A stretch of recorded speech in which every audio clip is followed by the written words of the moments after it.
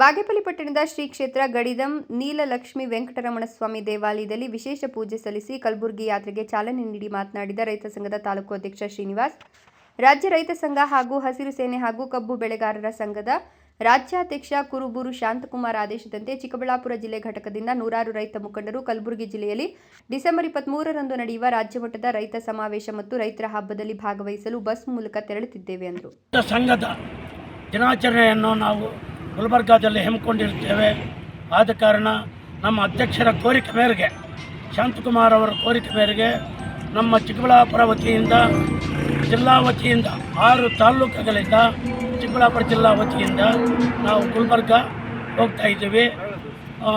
ಇದು ದೇವರು ಒಳ್ಳೆಯದು ಮಾಡಲಿ ನಮಗೆ ಅಂತೇಳಿ, ನಮ್ಮ ಸಂಘಕ್ಕೆ ಒಳ್ಳೆಯದು ಮಾಡಿ ರೈತರ ದಿನಾಚರಣೆ ಹಮ್ಮಿಕೊಂಡಿದ್ದೀವಿ. ಅದು 23ನೇ ತಾರೀಕು, ನಾವು 23ನೇ ತಾರೀಕು ಗುಲ್ಬರ್ಗಕ್ಕೆ ಸೇರಬೇಕಾಗಿದೆ.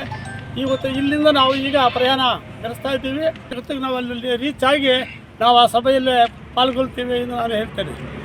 ಸುಬ್ಬು, ಭಾಗ್ಯನಗರ, ರಾಯಲ್ಸ್ ಕನ್ನಡ.